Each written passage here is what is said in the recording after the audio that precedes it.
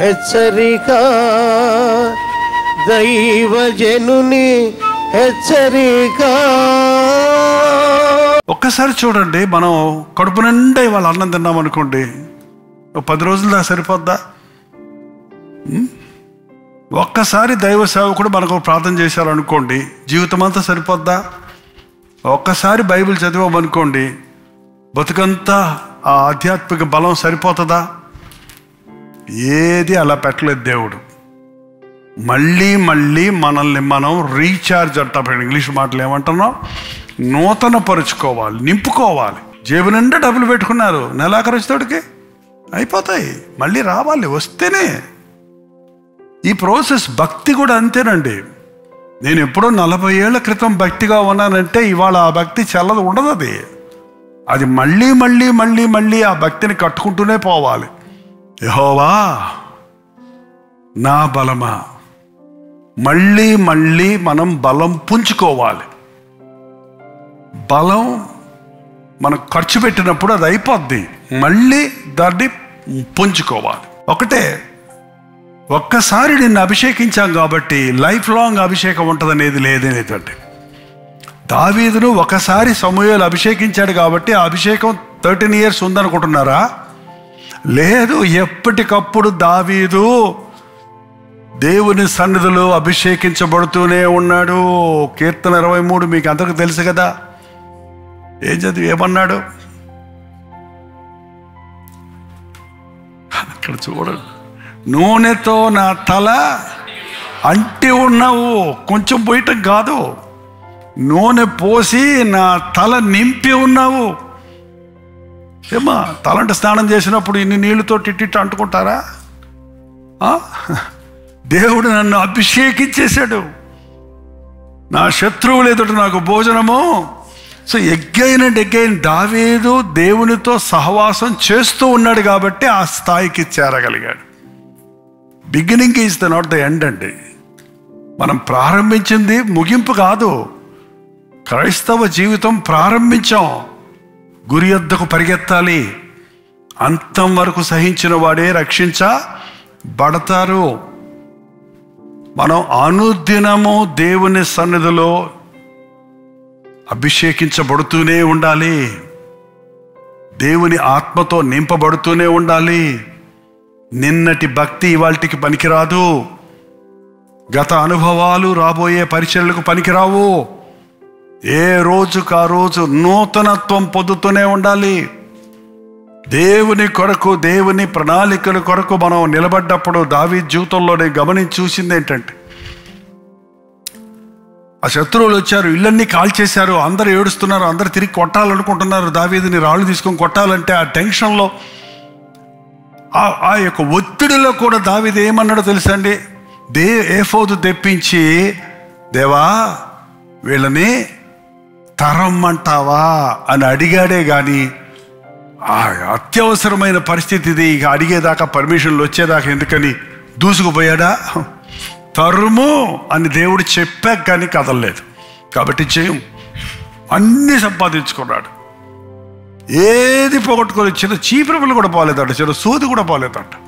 అంతేకాదు దోపు సొమ్ము బహుమానంగా వాళ్ళ సొమ్ము అంతా ఎక్స్ట్రా దొరికింది. అది అంతే. అభిషేకం అనేది నింపుతుండాలి. మనం చాలామంది అలిసిపోతున్నామండి, విసిగిపోతున్నాం. ఆయన ఓన్ అవుట్ అంటారు. ఇప్పుడు చాలామంది ఇంగ్లీష్లో మాట్లాడతారు ఏంటంటే, నేను అయిపోయింది నా పని. ఈ తెలుగులో అంటాం, నా పని అయిపోయింది, ఇంక నా చేత కాదు, ఇంక నేను పడలేను ఈ శోధన, ఇంక నేను బతకలేను, ఈ పోరాటం చేయలేను. చాలాసార్లు మన జీవితంలో విసిగిపోతాం. కుటుంబంలో విసిగిపోయేవాళ్ళు ఉన్నారు, సేవలో విసిగిపోయేవాళ్ళు ఉన్నారు, ఉద్యోగాల్లో విసిగిపోయేవారు ఉన్నారు. ఎందుకని? ఒక సమయం వచ్చేటప్పటికి ఎగ్జాస్ట్ అయిపోయావు, నీకున్న ఆ శక్తి అంతా అయిపోయింది. అసలు పొద్దునుంచి పని చేసేవాడు సాయంత్రానికి ఏమవుతాడండి? అలసిపోతాడు. అందుకే ఏం చేస్తాడు? నిద్రపోతాడు. ఏం చేస్తాడు? పడుకుంటాడు. పడుకునేటప్పటికి ఏమైంది? తెల్లారేటప్పటికి నూతనమైన శక్తి వచ్చింది, మళ్ళీ బలం వచ్చింది. ఏంటండి రెస్ట్ అంటే ఎక్కడ రెస్ట్? ఎవని మనస్సు నా మీద ఆనుకొనునో వాడిని నీవు ప్రయాసపడి భారం మోయిచున్న వారలా నా యొద్దకు రండి, నేను మీకు విశ్రాంతిని కలుగజేస్తాను. దేవునితో కనెక్ట్ అవ్వకుండా ఉంటే మనం అలసిపోతాం, విసిగిపోతాం, ఇరిటేట్ అయిపోతుంటాం, డిస్కరేజ్ అయిపోతుంటాం. ఒక మనిషి ఊరికే విసుకుంటున్నాడు, నిరుత్సాహపడిపోతున్నాడు, నెగిటివ్గా మాట్లాడుతున్నాడు, విరక్తిగా మాట్లాడుతున్నాడు అంటే దేవుని కృపను పోగొట్టుకున్నాడు. దేవుని బలం అయిపోయింది అతనిలో. అందుకే మళ్ళీ కనిపెట్టాలి. యెహోవా కొరకు ఎదురు చూచువారు నూతన బలం పొందుతారు. దేవుని సన్నిధిలో క్రమంగా మనం వాక్యమనే పాలను అభిషేకిస్తే, దేవుని సన్నిధిలో ఆధ్యాత్మిక పాఠాలు నేర్చుకుంటుంటే, దేవుని తప్పు చేసినప్పుడు దేవుని శిక్షను మనం ప్రేమిస్తే, దేవుని యొక్క డిసిప్లైన్కి మనం లోబడితే మనం ఆధ్యాత్మిక వీరులమవుతాం. దావీదు చిన్నోడే చూడటానికి ఉన్నాడు, కానీ స్టాచ్యూ చిన్నదే, కానీ అతడు దేవుని కొరకు గొప్ప కార్యాలు చేయగలిగాడు. కారణం అతడు నింపబడుతూనే ఉన్నాడు. నీ గిన్నె నిండి నిండి నిండి నిండి పొర్లుతున్నది. ఇట్లండి ఒక్కరోజు నింపకపోయినా పొర్లటం ఆగిపోద్ది. పొర్లుతుందంటే అర్థం ఏంటది? కంటిన్యూస్ ఫ్లో ఉంటేనే పొర్లుద్ది. పైప్ కింద కంటిన్యూస్గా నీళ్లు పెడితేనే నిండుది. పైప్ ఆఫ్ చేస్తే ఏమవుద్దండి? వాడుకుంటుంటే నీళ్ళు అయిపోతాయి, వాడక్కర్లేదు. మంచి ఎండాకాలంలో చూడండి, ఎగిరిపోతాయి, అలాగా ఎండిపోతాయి. మనం నింపబడాలి దేవుని ఆత్మతో ఎప్పటికప్పుడు. దేవుని చిత్తము చేయవాడు నిరంతరం నిలుస్తాడు. దేవుని సన్నిధిలో ఎప్పటికప్పుడు మన కొమ్మును నింపుకుందాం. ప్రార్థన. పరిశుద్ధుడా, ప్రేమగల తండ్రి, నీకు వందనములయ్యా. మరొకసారి నింపబడాలని నీ సన్నిధిలో నిలబడున్నామయ్యా. నీ సన్నిధిలో వేచి ఉన్నామయ్యా. మా కొమ్ము ఎత్తు చేయవాడివి నీవే, మమ్మల్ని హెచ్చించేవాడివి నీవేనయ్యా. మేమేమై ఉన్నామో అది కేవలము నీ కృపేనయ్యా. మేము ఇలా ఉన్నామంటే అది కేవలము నీవు కోరిన నీ అభిషేకమేనయ్యా. ఎప్పుడు అలేక పరిగెత్తడానికి, సొమ్మసిల్లగా సాగిపోవడానికి తండ్రి, నీ సన్నిధిలో రెగ్యులర్గా ఆధ్యాత్మిక బలం పుంజుకోవడానికి, వాక్యమును నాయన నింపుకోవడానికి, ప్రార్థనతో నీతో సహవాసము చేసి పరిశుద్ధాత్మతో అభిషేకించబడడానికి, అంతం వరకు నమ్మకస్తులు ఉండడానికి, మా పట్ల నీ తలంపులేమై ఉన్నాము అవన్నీ నెరవేరే వరకు సమాప్తమైనదని చెప్పి కానీ ఈ లోకాన్ని విడవకుండా మరణము వరకు నమ్మకంగా ఉండటానికి మాకు సహాయం ఇచ్చేయ్యా. క్రీస్తు నామములో అడుగుచున్నాను తండ్రి. తండ్రి అయిన దేవుని యొక్క ప్రేమయు, కుమారుడైన క్రీస్తు యొక్క కృపయు, ఆదరణకర్త అయిన పరిశుద్ధాత్మ యొక్క సహవాసము కూడి వచ్చిన మనందరికీ, లైవ్లో జూమ్లో ఏకీవించిన మీకందరికీ ఇప్పుడును సదాకాలమును తోడై ఉండును గాక. ఆమేన్. హల్లెలూయా. ముంబై పరిసర ప్రాంతాల్లో ఉన్న వారికి శుభవార్త. ప్రభుత్వమైతే ఏప్రిల్ నెల 10, 11 తారీఖుల్లో ముంబై వస్తున్నాం. కల్వడి దర్శనం టీవీ కార్యక్రమాల ద్వారా ఆధ్యాత్మికంగా బలపడుతున్న మిమ్మల్ని, శుభ సందేశ్ హిందీ కార్యక్రమాల ద్వారా ఆశీర్వదించబడుతున్న మిమ్మల్ని ముఖాముఖిగా చూడాలని, మీకోసం వ్యక్తిగతంగా ప్రార్థన చేయాలని, రోజు వాక్యాన్ని సోషల్ మీడియా ద్వారా వింటున్న మిమ్మల్ని అందరినీ ఆధ్యాత్మికంగా మరింత బలపరిచి ప్రభు రాకడ కొరకు సిద్ధపడినట్లుగా చేయాలని ఎంతో ప్రార్థనతో, ప్రయాసతో, ఖర్చుతో చెన్నై నుంచి ముంబై వస్తున్నాం. కాబట్టి ముంబై పరిసర ప్రాంతాల్లో ఉన్న మీరందరూ 10, 11 తారీఖులు గుర్తుపెట్టుకోండి. రోజు సాయంత్రం 5 గంటలకి ఈ ఒక్క పూట మీటింగ్ మాత్రమే స్థలం దొరకనందున జరిపించగలుగుతున్నాం కనుక తప్పకుండా రండి, మిస్ అవ్వద్దు. గమనించండి, 10వ తారీఖు నవీ ముంబైలో, 11వ తారీఖు ధారావి ముంబైలో ఈ మీటింగ్లు జరుగుతున్నాయి. ఇంకా మీకు వివరాలు కావాలంటే 8939393939 నెంబర్కి మీరు కాల్ చేయండి, లేదా కింద ఇవ్వబడినటువంటి నెంబర్లకి మీరు వాట్సాప్ పెట్టండి. మీకు అడ్రస్ లింక్ షేర్ చేయబడుతుంది. చిరునామా గమనించండి.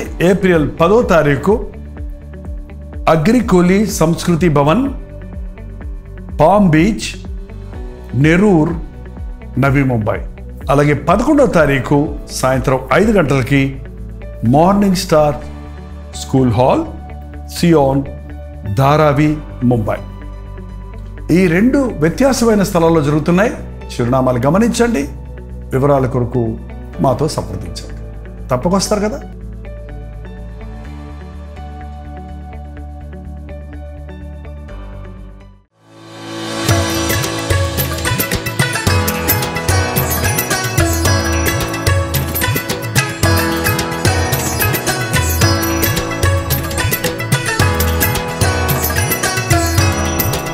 హల్లెలూయా.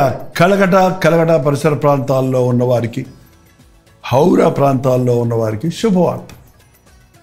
ప్రపంచితమైతే ఈ ఏప్రిల్ నెల 17వ తారీఖు 18వ తారీఖు 2 రోజులు కలకత్తాలో మీటింగ్ జరిపించడానికి వస్తూ ఉన్నాం.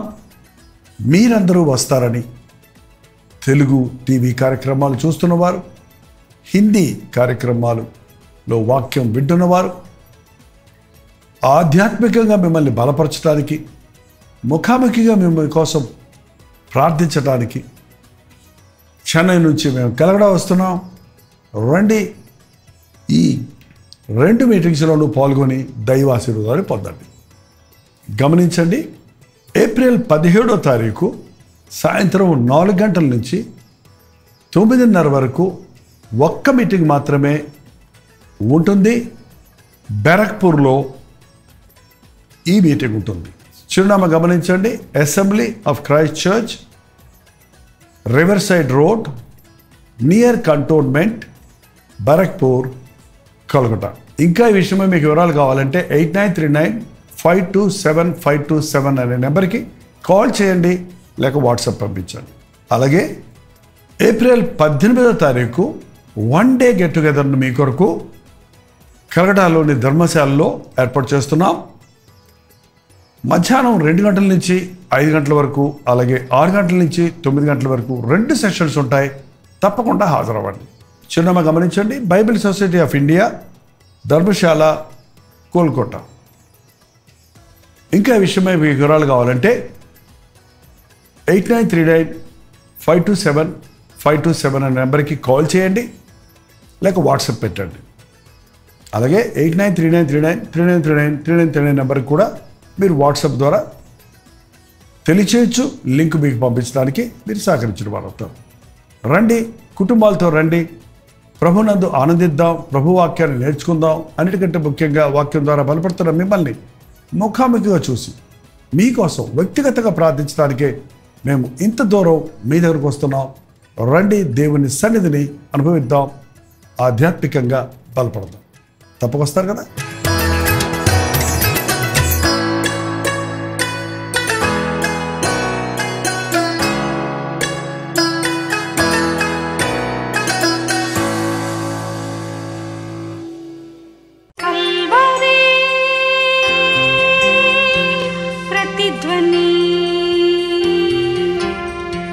కల్వరి